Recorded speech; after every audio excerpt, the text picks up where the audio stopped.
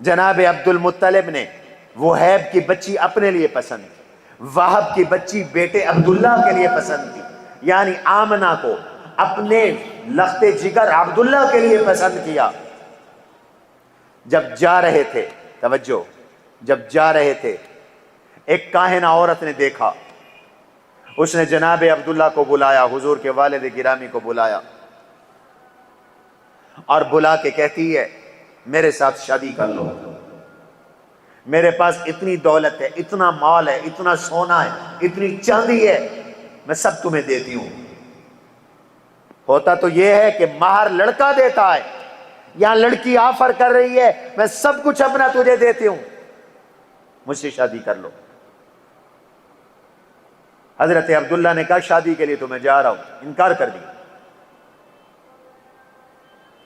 اس نے کہا اچھا پھر ایک کام کرو، مال لے لو، میری خواہش پوری کر دو۔ زمانہ جاہلیت کا ہے، زنا عام ہے، لوگ زنا کر کے پھر قصیدے پڑھتے تھے، اعلانیہ سٹوریاں بیان کرتے تھے، جیسے آج کل تمہارے فلموں اور ڈراموں میں زنا کی سٹوریاں پیش کر کے نوجوانوں کو بدکار بنایا جا رہا ہے، لڑکوں لڑکیوں کو بدکار بنایا جا رہا ہے، یہ پھر جاہلیت لوٹ آئی ہے۔ یہ اسلام سے پہلے ایسے ہی زمانہ تھا، آج اسلام کے بعد پھر وہی زمانہ آ گیا ہے، فخر کیا جاتا ہے، سٹوریاں سنائی جاتی ہیں۔ تمہارے اخبار والے بھی لکھتے ہیں محبت کی شادی جرم بن گئی، کسی کی بہن کسی کی بیٹی کو گمراہ کرنا جرم بھی نہیں تمہارے نزدیک، امریکہ کے ایسے غلام بن گئے ہو، ایسے بغیرت بن گئے ہو، تمہیں یہ جرم بھی نظر نہیں آتا، گناہ کی دعوت دی۔ تو جناب عبداللہ نے بڑے پیارے جملے کہے، فرمانے لگے اما الحرام فالممات دونہ، حرام کام کرنے سے بہتر ہے کہ عبداللہ جان دے دے، موت آ جائے، میں مر جاؤں گا، حرام کام نہیں کروں گا۔ اما الحرام فالممات دونہ، حرام کام نہیں کروں گا، مر جاؤں گا۔ والحل مستبینا، اور حلال تو واضح نہیں ہے، تو میرے نکاح میں تو ہے نہیں، انکار کر دیا۔ واپس آئے شادی کر کے تو اس کاہنہ نے دیکھا بھی نہیں۔ حضرت عبداللہ نے فرمایا اس وقت تو مجھے پھنسا رہی تھی، اب تو دیکھتی بھی نہیں۔ کہنے لگی جو میں دیکھ رہی تھی وہ اب نہیں ہے، مجھے تیری پیشانی میں نبوت کا نور نظر آ رہا تھا، میں چاہتی تھی میرے پیٹ میں آ جائے، وہ کسی اور کے پیٹ میں جا چکا ہے۔ حضور حضرت آمنہ کے پیٹ میں آ چکے تھے۔ سیدہ آمنہ کہتی ہیں جب اللہ کے نبی میرے پیٹ میں آئے تو مجھے نہیں پتہ چلا، بس میرے ایام بند ہو گئے۔ ایک دن مجھے خواب میں کسی نے کہا یا آمنہ انک حملت سید ہذہ الامہ، تجھے مبارک ہو، اس امت کا سردار تیرے پیٹ میں ہے۔ پھر میں نے ایک دن خواب دیکھا، مجھے کوئی کہہ رہا ہے یا آمنہ انک حملت سید الاولین والآخرین فاذا وضعتیہا فسمیہا محمدا واحمدا۔ آمنہ تجھے مبارک ہو، جب یہ بچہ تیرے پیٹ میں اولین و آخرین کا سردار ہے، جب یہ پیدا ہوگا تو ایک روشنی نمودار ہوگی، اس روشنی سے تمہیں شام کے محلات نظر آئیں گے، یہ بچہ جب پیدا ہوگا تو اس کا نام محمد رکھنا، اس کا نام احمد رکھنا۔ صلی اللہ، بولو بولو صلی اللہ۔ اماں کہتی ہیں، سیدہ آمنہ کہتی ہیں حضور پیٹ میں تھے، مجھے خوشبوئیں آتی تھی، حضور پیٹ میں تھے، مجھے درخت سلام کرتے تھے، حضور پیٹ میں تھے، میں باہر نکلتی تھی بادل مجھ پر سایہ کرتے تھے۔ اللہ کے نبی کی ولادت باسعادت ہوئی، عبد الرحمن ابن عوف کی امی بتاتی ہیں ان کا نام شفا ہے، میں کمرے میں موجود تھی، جب حضور پیدا ہوئے تو ایک روشنی نمودار ہوئی جس سے شام بصرہ کے محلات روشن ہو گئے. اشارہ تھا نبی پیدا ہوا ہے مکہ میں، یہ ہجرت کرے گا مدینہ میں، اس کی مملکت شام تک ہوگی، اس کی حکومت شام میں ہوگی. اور پھر حضور علیہ الصلوۃ والسلام کی جب ولادت باسعادت ہوئی، شفا کہتی ہیں ہر بچہ پیدا ہوتا ہے تو گند میں لتھڑا ہوتا ہے، حضور پاک اور صاف پیدا ہوا. ہر بچہ جب پیدا ہوتا ہے تو پیدائش کے بعد اس کا ختنہ کرنا پڑتا ہے، حضور مختون پیدا ہوئے. ہر بچہ جب پیدا ہوتا ہے تو وہ بے سدھ ہوتا ہے. میرے نبی جب پیدا ہوئے تو اللہ کے نبی کی ولادت اس حالت میں ہوئی کہ آپ سجدہ کر رہے تھے، آپ سجدہ فرما رہے تھے. مکہ میں مدینہ سے ایک یہودی آیا ہوا تھا. اس نے اگلے دن مکے والوں سے پوچھا، مکے والوں ایک بات تو بتاؤ، رات کسی کے گھر میں کوئی ولادت ہوئی ہے، کوئی بچہ پیدا ہوا ہے؟ انہوں نے کہا ہم پتہ کرتے ہیں. سب اپنے اپنے گھروں میں گئے، واپس آ کر بتایا رات عبد المطلب کا یتیم پوتا پیدا ہوا ہے. اس نے کہا جا کر دیکھو، اس بچے کے دونوں کندھوں کے درمیان چھوٹے چھوٹے بال ہیں اور ان کے بیچ میں مہر نبوت ہے. جا کے دیکھا تو چھوٹے چھوٹے بال بھی تھے، بیچ میں مہر نبوت تھی. آ کر بتایا تو اس نے چیخ ماری اور بے ہوش ہو کر گر گیا. اس کو جب ہوش آیا، لوگوں نے پوچھا کیا ہو گیا؟ اس نے کہا محمد یعقوب علیہ السلام کے خاندان سے نکل گئی، خاتم النبیین تمہارے مکہ میں پیدا ہو گیا. مکے والو تم چاہو جتنی مخالفت کرو گے، یہ وہ بچہ ہے عرب و عجم میں جس کی شادی چلے گی، جو اس کائنات کا سردار ہوگا. اللہ کے نبی پہ جب ظلم کی انتہا ہوئی، یہ نبوت کا 11واں سال تھا، تو پھر اللہ نے، مشرکین مکہ نے بھی فیصلہ کیا قتل کرنا. بیوی بھی چلی گئی سیدہ خدیجہ، چچا بھی چلا گیا جناب ابو طالب. اب اللہ نے معراج پہ بلایا. کیا معراج ہے حضور کا، عقل دنگ اور حیران رہتی. علماء کہتے ہیں یہ جتنا حضور نے رات کے ایک حصے میں سفر کیا، 5000 سال کا سفر ہے. 5000 سال کا جو اللہ نے منٹوں اور سیکنڈوں میں اپنے نبی سے کروایا. اب جو سمجھانا چاہتا ہوں، آخری باتیں ہیں، ذرا توجہ کرو. بیت المقدس میں لائے گئے، بیت المقدس سے آسمانوں پہ اٹھائے گئے، لفٹ لائی گئی، معراج لائی گئی. ابھی بجلی نہیں ایجاد ہوئی تھی، انسان تو ابھی چاند سے اوپر نہیں گئے، سورج تک کوئی نہیں پہنچا. چاند پہ بھی 3-4 ملک کہتے ہیں ہم گئے. ابھی انڈیا نے دعویٰ کیا تھا، اس کی گاڑی کے سگنل منقطع ہو گئے. چین گیا، روس گیا، امریکہ گیا، یہیں چاند تک. چاند تو یہ کھڑا. اللہ کے نبی پہلے آسمان تک پہنچے. پہلے آسمان پہ جبریل امین نے دروازہ بجایا. پہلے آسمان کے دروازے کا نام ہے باب الحفظہ. باب الحفظہ پہ پہنچے، دروازہ بجایا. اندر پہ ایک فرشتہ کھڑا ہے، روایات میں آتا ہے یہ کبھی نہ آسمان پہ گیا نہ زمین پہ اترا، یہ فضا میں لٹکا ہوا ہے آسمان کی حفاظت پہ. اس نے کہا کون ہے؟ جبریل نے فرمایا میں جبریل ہوں. دروازہ بجایا، کون؟ جبریل. آپ کے ساتھ کون ہے؟ محمد. سب کہہ دو صلی اللہ علیہ وسلم. ان کو بلایا گیا تھا جی، ان کو دعوت تھی، یہ دعوت پہ آئے ہیں. دروازہ کھولا، فرشتے نے استقبال کیا، مرحبا بالنبی الصالح، نیک نبی، اہلا وسہلا مرحبا. اب توجہ کرو، 7 آسمانوں پہ گئے.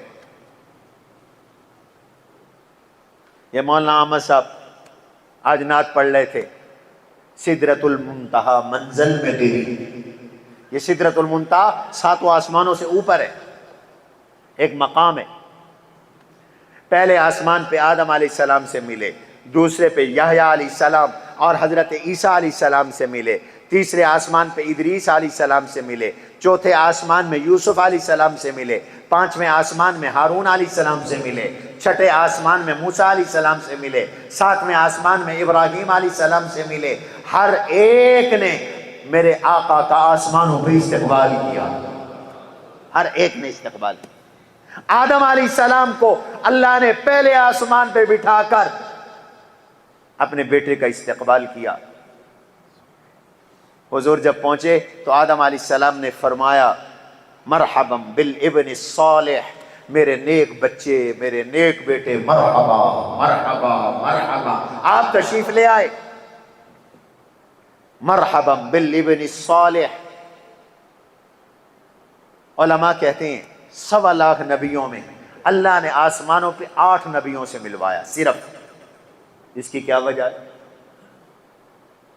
اللہ نے ان نبیوں سے ملوایا جن نبیوں جیسے حالات میرے آقا پر اور اس امت پر آنے والے تھے،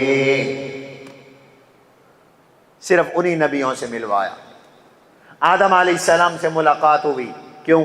آدم علیہ السلام جنت سے ہجرت کر کے دنیا میں آئے تھے، میرے نبی نے مکہ سے ہجرت کر کے مدینے جانا تھا. پھر آدم علیہ السلام دنیا سے واپس جنت میں جائیں گے اپنی اور نیک اولاد کے ساتھ. حضور علیہ السلام نے بھی مدینہ سے مکہ فاتح بن کے واپس آنا تھا. جیسے ابھی عزیز بیان کر رہے تھے فتح مکہ، اشارہ کر دیا ذہنی طور پہ تیار رہو، آپ نے بھی ہجرت کرنی. دوسرے آسمان پہ یحییٰ علیہ السلام سے ملوایا. یحییٰ علیہ السلام پر یہودیوں نے ظلم کیا تھا اور ان کو شہید کیا تھا. عیسیٰ علیہ السلام سے ملوایا. عیسیٰ علیہ السلام کے قتل کے ان یہودیوں نے منصوبے بنائے تھے. اشارہ کیا میرے حبیب آپ کا بھی واسطہ ان یہودیوں سے پڑھنا ہے، آپ کی امت کا واسطہ بھی ان یہودیوں سے پڑھنا ہے. عیسیٰ علیہ السلام کے قتل کے منصوبے بنائے یہودیوں نے، حضور کے بھی قتل کے منصوبے بنائے یہودیوں نے. کئی دفعہ قتل کی کوشش. غزوہ خیبر میں ایک یہودی عورت تھی، اس کا نام تھا زینب، اس کے شوہر کا نام تھا سلام بن مشکم. اس نے پتہ چلایا کہ حضور کو گوشت کون سا پسند ہے، تو حضور کو بکرے کا گوشت پسند تھا. بکرے کے گوشت میں دستی پسند تھی، اور ایک روایت میں آتا ہے کندھے کا گوشت پسند تھا. اس نے حضور کی دعوت کی. حضور سب کی دعوت قبول کر لیتے تھے. آپ تشریف لے گئے. اس نے دستی کا گوشت یا کندھے کا گوشت اس کو بھونا، روسٹ کیا، اس میں زہر ملا دی اور حضور کو پیش کر دیا. حضور کے ساتھ ایک صحابی بشر بن برا بن معرور رضی اللہ عنہ بھی تھے، وہ بھی ساتھ تھے. حضور نے لقمہ توڑا، منہ میں ڈالا. صحابی نے توڑا، منہ میں ڈالا، نگل گئے. حضور نے نگلا نہیں تھا. یہ گوشت بول پڑا، یہ بکری کی دستی بول پڑی، میرے اندر زہر ہے. حضور نے فوراً نگل دیا، لیکن زہر کا اثر اندر چلا گیا. 3 سال اس کے بعد حضور دنیا میں رہے، لیکن آپ کی رگ یہاں پر پھڑکتی تھی. اب ہر حدیث میں لفظ آتا ہے اور ہر سال اس زہر کا حملہ ہوتا تھا. کئی دفعہ یہودیوں نے قتل کے منصوبے بنائے. یہ عورت گرفتار ہوئی اور وہ صحابی دوسرے شہید ہو گئے. ابھی لقمہ کھایا ہی تھا، ان کے چہرے کا رنگ کپڑے کی طرح بدل گیا. ایسی غلیظ اور گندی زہر تھی کہ اس زہر والی بوٹی اور گوشت کو جب کتے کے سامنے پھینکا گیا، کتے نے اسے کھایا تو وہ اگلا پاؤں پچھلا پاؤں اگلے پاؤں کی جگہ نہ رکھ سکا، پہلے مر گیا، اتنی گندی ذات تھی۔ یہ یہودیوں نے حضور کی شہادت کا منصوبہ بنایا۔ گرفتار ہوئی، تو نے کیوں زہر ملایا ہے؟ آپ کے شیر آباد میں امیر شریعت سید عطا اللہ شاہ بخاری رحمت اللہ علیہ کی تقریر تھی، یہاں ملتانی دروازے باب علی المرتضیٰ سے باہر بورڈ کے نیچے، یہیں پر پرانے بزرگوں سے پوچھو، شاہ جی تقریر کر رہے تھے، یہ قاضیوں والے دیرے کے سامنے کسی نے پان دیا، شاہ جی نے پان منہ میں رکھا، پان منہ میں رکھا اور تھوک دیا، کہنے لگے قاضی زہر دے دیا کسی نے۔ تقریر ختم کر دی، شاہ جی بیمار ہو گئے، لیکن اللہ نے شاہ جی کی بھی ایسے ہی حفاظت کی جیسے اپنے نبی کی حفاظت کی۔ علماء کو ایسے زہر دیا جاتا، تو نے ایسا کیوں کیا؟ ایک تو اس نے کہا میں نے سوچا کہ اگر نبی ہیں تو انہیں خود پتہ چل جائے گا، اگر بادشاہ ہے تو ہماری جان چھوٹ جائے گی، میں نے اس لیے زہر دیا۔ دوسرا اس نے کہا انک قتلت ابی و عمی و اخی و زوجی، آپ نے میرے باپ کو بھی قتل کیا ہے، میرے بھائی کو بھی قتل کیا ہے، میرے چچے کو بھی قتل کیا ہے، میرے شوہر کو بھی قتل کیا ہے، میں نے انتقام لیا۔ میرے آقا نے اپنی ذات کے لیے کبھی کسی سے انتقام نہیں لیا۔ من تقم رسول اللہ صلی اللہ علیہ وسلم لنفسہ، حضور نے کبھی اپنی ذات کے لیے انتقام نہیں لیا الا ان ينتهك حرمت اللہ، اگر اللہ کی حرمت ٹوٹتی تھی تو پھر حضور سخت غصے میں آتے تھے، اللہ کا حکم ٹوٹتا تھا تو غصے میں آتے تھے، اپنی ذات کے لیے انتقام نہیں لیا، اس لیے زہر دینے والی عورت کو بھی معاف کر دیا۔ لاؤ ایسا جگر۔ لیکن جب صحابی شہید ہوئے تو فرمایا انصاف ہوگا، قتل کا بدلہ قتل ہے، اب اس کو قتل کیا گیا۔ اشارہ تھا عیسیٰ سے ملوایا گیا، یہودی آپ کے خلاف بھی منصوبے بنائیں گے جیسے عیسیٰ علیہ السلام کے خلاف بنائے۔ عیسیٰ کو بھی اللہ نے آسمانوں پہ اٹھا کے بچا لیا، آپ پر بھی یہودیوں کا وار نہیں ہوگا، اللہ آپ کو بھی بچا لے گا۔ یحییٰ علیہ السلام سے ملاقات کروا کر اشارہ کیا، ان کو شہید کیا گیا، شہادت کی موت ملی، آپ کی بھی تمنا شہادت کی ہے، جب بھی آپ کو موت آئے گی شہادت کی آئے گی۔ اس لیے حضور کی جب وفات کا وقت آیا تو آپ کی اس رگ میں تکلیف بڑھ گئی، آپ نے فرمایا وہ جو زہر مجھے خیبر میں عورت نے دیا تھا آج اس زہر نے اثر کرنا شروع کر دیا ہے، رب نے اپنے نبی کو کافروں کی تلوار سے بھی بچایا، شہادت کا درجہ بھی عطا کیا۔ تیسرے آسمان پر ادریس علیہ السلام سے ملے، کیوں؟ وَرَفَعْنَاهُ مَكَانًا عَلِيًّا، ادریس علیہ السلام کو اللہ نے اونچا مقام دیا تھا، فرمایا میرے حبیب آپ کا بھی مقام سب سے اونچا۔ حضرت ادریس علیہ السلام قلم کے بانی ہیں، یہ قلم ایجاد ہے ادریس علیہ السلام کی، اور میرے نبی کی امت، میرے نبی علم والے، میرے نبی کی امت قلم والی۔ پہلی وحی میں قلم کا ذکر، علم بالقلم علم الانسان ما لم يعلم۔ اب نبی کی امت کے علماء نے لاکھوں کتابیں لکھی، لاکھوں اس قلم کے ساتھ، یہ ہمارا ہتھیار ہے، یہ قلم ہماری زبان ہے، ہمارا ہتھیار ہے۔ چوتھے آسمان پر حضرت یوسف علیہ السلام سے ملاقات کروائی، شہید آباد کے تاجروں، یوسف علیہ السلام سے ملاقات کروائی۔ یوسف علیہ السلام کے ساتھ بھائیوں نے حسد کیا تھا، فرمایا آپ کے رشتہ دار بھی آپ پر حسد کریں گے۔ یوسف علیہ السلام نے تکلیفیں اٹھائیں، آپ بھی اپنے رشتہ داروں سے تکلیفیں اٹھائیں گے۔ جیت یوسف علیہ السلام کی ہوئی، بھائی ہار گئے۔ میرے حبیب یہ مکہ کے سارے رشتہ دار دشمنیاں کریں گے، بالآخر جیت آپ کی ہوگی۔ یوسف علیہ السلام کے بھائیوں نے بھی ہتھیار ڈال دیے تھے، اور یوسف علیہ السلام نے معاف کر دیا تھا، آپ کے رشتہ دار بھی بالآخر کلمہ پڑھیں گے اور آپ ان کو معاف کر دیں گے۔ یہ عزیز بیان کر رہے تھے ابھی آپ کے سامنے کہ حضور نے مکے والوں کو سب کو معاف کر دیا۔ یوسف علیہ السلام کی قوم پر قحط آیا تھا 7 سال تک، جناب بھی مہنگائی کا شکار ہیں، قحط کا شکار ہے، بل نہیں بھرے جاتے۔ ہماری مسجد الرشید میں سولر لگا ہوا ہے، اس کے باوجود 1,31,000 کا بل خالی مسجد کا۔ یوسف علیہ السلام نے اپنی دیانت امانت کے ساتھ پلاننگ کی اور قحط کا مقابلہ کیا۔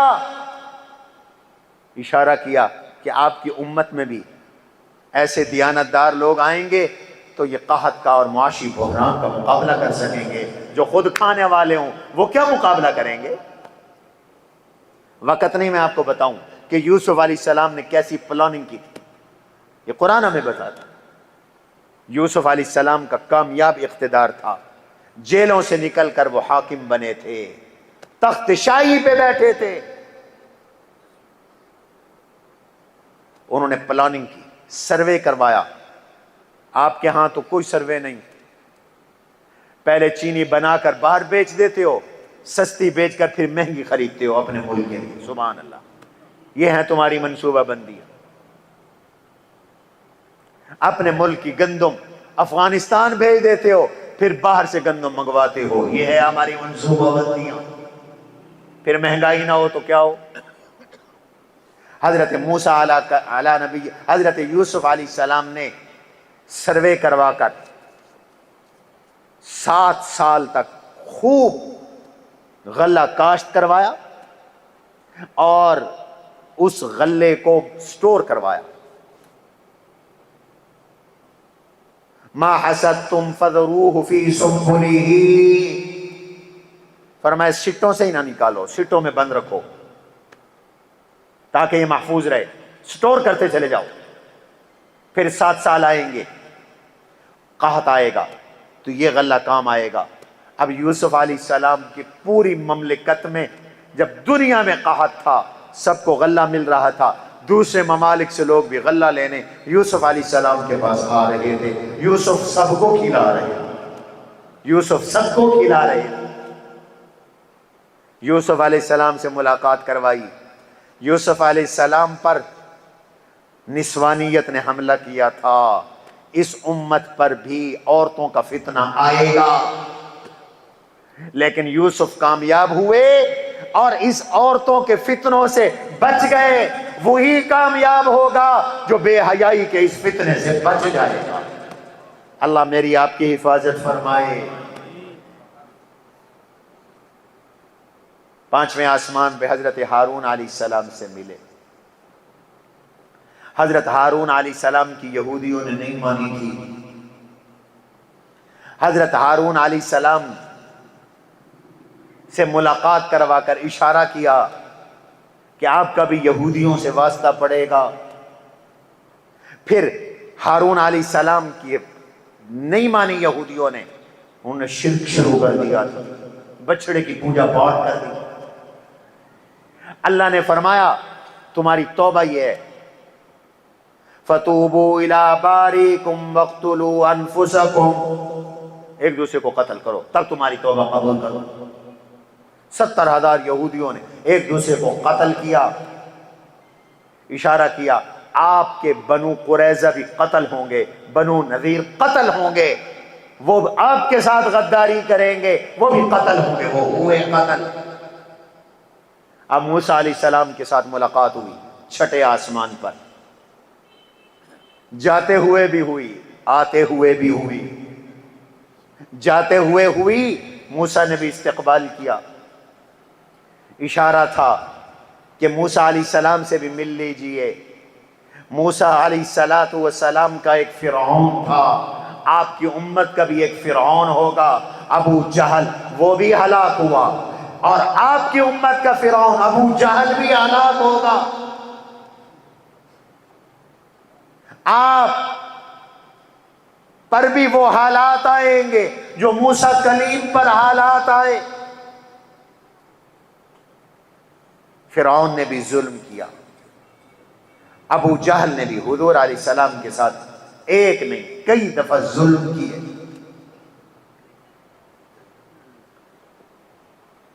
سب سے زیادہ قرآن نے جس نبی کا ذکر کیا وہ موسیٰ علیہ السلام ہے۔ یاد رکھو، قرآن کے اکثر صورتوں میں موسیٰ علیہ السلام کا ذکر ہے، اکثر صورتوں میں۔ شاید کوئی صفحہ قرآن کا ایسا ہو جس میں موسیٰ علیہ السلام کا ذکر نہ ہو، اس لیے کہ موسیٰ علیہ السلام کی امت اور اس امت کے حالات ملتے جلتے ہیں۔ اللہ نے کہا ان سے رہنمائی حاصل کرو، اور 7ویں آسمان پر ابراہیم علیہ السلام نے حضور کا استقبال کیا۔ وہ خلیل اللہ ہیں، میرے آقا خلیل اللہ بھی ہیں، حبیب اللہ بھی ہیں، ان کو اللہ نے خلیل بنایا۔ واتخذ اللہ ابراہیم خلیلا، اور حضور نے فرمایا کہ مجھے اللہ نے اپنی خلت عطا کی، مجھے اپنی یاری عطا کی۔ حضور خلیل اللہ بھی ہیں، حضور حبیب اللہ بھی ہیں، اللہ کے حبیب بھی ہیں۔ حضرت موسیٰ ابراہیم علیہ السلام کا مقابلہ نمرود سے ہوا، وقت کا بادشاہ حق کا پکا رہ گئے، فبوہت الذی کفر۔ حضور کا مقابلہ دنیا کے بادشاہوں سے ہوا، یہ بادشاہ بھی حق کے پکے رہ گئے۔ حضور نے بادشاہوں کو خط لکھے، بادشاہوں کے پاس حضور کی باتوں کا جواب کوئی نہیں تھا۔ اللہ نے یہ رفعتیں اور بلندیاں عطا کی۔ اس لیے مسلمانوں، اتنا بڑا نبی، شان والا نبی اللہ نے ہمیں عطا کیا، اس لیے نہیں عطا کیا کہ ہم صرف نعرے لگائیں، قوالیاں کریں اور مسجدوں کی بے ادبی کریں۔ مجھے پتہ چلا رات یہاں کوئی قوالی ہوئی، شیطان ان کو رکھواتا وہاں ہے جہاں مسجد ہو، مسجد کی بے ادبی، بے حرمتی۔ آج جمعے کے وقت میں ایک طرف خطبے ہو رہے ہیں، دوسری طرف بین بازی ہو رہی۔ حضور اس لیے نہیں آئے تھے، اللہ کے نبی کی بعثت اس لیے تھی کہ حضور جو نظام لائے اس کو اختیار کرو، جو دین لائے اس کو اختیار کرو، جو معیشت لائے اس کو اختیار کرو، جو عدالت لائے، جو انصاف لائے اس کو اپناؤ۔ حضور اس لیے بھیجے گئے۔ میں نے آج جمعے میں بیان کیا، خیبر فتح ہوا، یہودیوں سے طے ہوا زمینیں ہماری ہوں گی، وہ مزارعات کریں گے، پیداوار آدھو آدھ ہوگی۔ عبداللہ بن رواحہ رضی اللہ عنہ جاتے تھے، ہر سال برابر ڈھیریاں لگاتے تھے، یہودیوں سے کہتے تھے ایک حضور کی ہے ایک تمہاری ہے، تم چن لو، جو لینا چاہتے ہو لے لو۔ انہوں نے رشوت کی پیشکش کی۔ عبداللہ بن رواحہ کہنے لگے او میری بات سنو، روئے ارض پر حضور سے زیادہ مجھے محبوب کوئی نہیں، روئے ارض پر یہودیوں سے زیادہ میرے لیے مبغوث اور ملعون کوئی نہیں۔ تم نے نبیوں کو قتل کیا، اللہ کے حکموں کو توڑا ہے، جھوٹے ہو تم، مجھے تم سے نفرت ہے، لیکن سنو، حضور کی محبت بھی مجھے حضور کا حصہ بڑھا نہیں سکتی، تمہارا بغض، تمہاری عداوت، تمہاری دشمنی مجھ سے تمہارا حصہ گھٹوا نہیں سکتی، میں پھر بھی انصاف کروں گا۔ تو یہودیوں نے سنا تو کہنے لگے اللہ کی قسم بہ قامت السماء والارض، اسی انصاف کی دولت سے آسمان بھی قائم ہے، زمین بھی قائم ہے۔ حضور یہ انصاف لائے، زمین و آسمان عدل کی وجہ سے قائم ہے۔ آج تم نے عدل بھی چھوڑ دیا۔ کہا جاتا ہے وکیل نہ رکھو، جج رکھو۔ غریب کے لیے اور قانون ہے، امیر کے لیے الگ قانون ہے، لبرل کے لیے الگ ہے، داڑھی والے کے لیے الگ ہے، ایک سیاستدان کے لیے الگ ہے، دوسرے سیاستدان کے لیے الگ ہے، پھر غریب تو کیڑے مکوڑے ہیں، ان کے لیے بالکل ہی الگ ہے۔ ہم آپ تو کیڑے مکوڑے ہیں۔ اللہ تعالی ہمیں اپنے نبی کی سیرت مطہرہ پر عمل کرنے کی توفیق نصیب فرمائے۔ حضور کی سچی غلامی یہ ہے، حضور جب اس دنیا سے تشریف لے گئے آپ نے نماز کی وصیت، نماز کی پابندی، آپ فرما رہے تھے الصلاۃ وما ملکت یمینکم، نماز کا خیال کرو، غلاموں کا خیال کرو، نماز کا خیال کرو، غلاموں کا خیال کرو، ماتحتوں کا خیال کرو، ملازموں کا خیال کرو، گھر کی ماسیوں کا خیال کرو، نوکروں کا خیال کرو۔ عزیز الوفود، وفد آئیں، مہمان آئیں تو ان کا اکرام کرو، ان کو انعام دیا کرو، تحفے دیا کرو، گفٹ دیا کرو۔ حضور نماز کی وصیت کر گئے، کم از کم مسجدیں تو آباد کر لو۔ آج حالت یہ ہے کہ ہم نے نبی کی تعلیمات کو چھوڑا، ایک طرف بھوک ناچ رہی ہے اور دوسری طرف بد امنی ناچ رہی ہے۔ آج کے اس دن میں مجھے بچوں نے بتایا مستونگ میں 60 سے زیادہ لوگ شہید ہو گئے، ہنگو میں دھماکہ ہوا، مستونگ میں دھماکہ ہوا، پچھلے دنوں علماء پہ حملے ہوئے، باجوڑ میں کئی علماء شہید ہو گئے، کئی علماء، حافظ حمداللہ پہ حملہ ہوا۔ تو یہ پھر سے دہشت گردی آ گئی، ملک میں غیر ملکی ایجنسیاں متحرک ہیں، اور اس وجہ سے ہے کہ ہم نے اپنے نبی کا نظام چھوڑا ہوا ہے۔